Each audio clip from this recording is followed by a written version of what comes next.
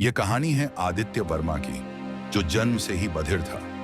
वह न सुन सकता था, न बोल सकता था, लेकिन उसने कभी अपनी कमजोरी को अपनी हार नहीं बनने दिया। उसने ऐसा काम किया जिससे उसकी आवाज नहीं, लेकिन उसकी सोच और जज्बा लाखों लोगों तक पहुंचा, मोटिवेशनल स्पीकर बनकर। आदित्य का जन्म बिहार के छोटे से कस्बे में हुआ था। जन्म के कुछ महीनों बाद ही उसके माता पिता को समझ में आ गया कि आदित्य किसी भी आवाज पर प्रतिक्रिया नहीं करता। डॉक्टरों ने कहा, आपका बेटा बधिर है, उसे कभी सुनाई नहीं देगा। माँ पिता की आंखों में आंसू थे, लेकिन आदित्य की मुस्कान में उम्मीद थी। बचपन में आदित्य जब स्कूल जाता तो दूसरे बच्चे उसे चिढ़ाते थे, कुछ इशारे करते, कुछ मुंह बनाते। शिक्षकों को भी समझ नहीं आता कि एक गूंगे बहरे बच्चे को कैसे पढ़ाया जाए, लेकिन आदित्य का ध्यान कहीं और था, उसकी किताबों में। वो अकेले में बैठकर किताबें पढ़ता, चीजें देखकर सीखता और हर चीज को ध्यान से देखता, समझता। वह कम सुनता था, लेकिन ज्यादा महसूस करता था। एक दिन उसकी माँ ने टीवी पर डॉ. APJ अब्दुल कलाम का भाषण दिखाया, सबटाइटल्स के साथ। आदित्य ने उस दिन अपनी माँ से लिखा, मैं भी एक दिन लोगों के सामने खड़ा होकर कुछ कहूंगा, बिना आवाज के लेकिन दिल से।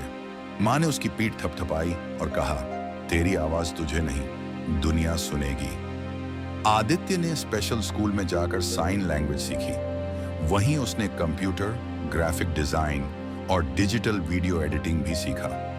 कॉलेज में उसे स्कॉलरशिप मिली और वह दिल्ली शिफ्ट हो गया। वहां उसने मोटिवेशनल वीडियो देखना शुरू किया, लेकिन सब सुन नहीं सकता था। इसीलिए उसने एक सपना देखा, मैं ऐसा कंटेंट बनाऊंगा जो सब समझ सकें, चाहे वो सुन सकें या नहीं। 2019 में आदित्य ने एक YouTube चैनल शुरू किया, आदित्याज वॉइस।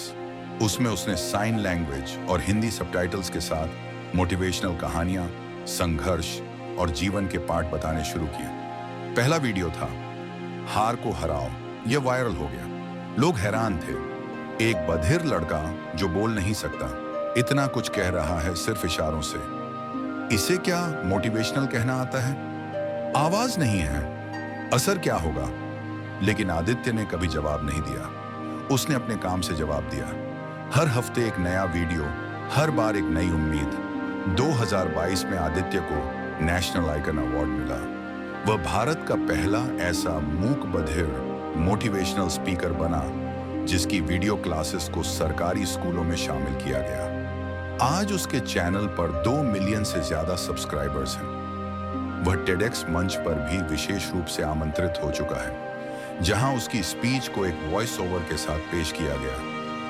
मैं नहीं बोल सकता, लेकिन मेरी आंखें बोलती हैं। मैं नहीं सुन सकता, लेकिन तुम्हारे दिल की आवाज महसूस कर सकता हूं। और अगर तुम थक गए हो तो मेरी कहानी याद रखना, क्योंकि तुमसे बुरा हाल मेरा था, लेकिन मैंने कभी रुकना नहीं सीखा।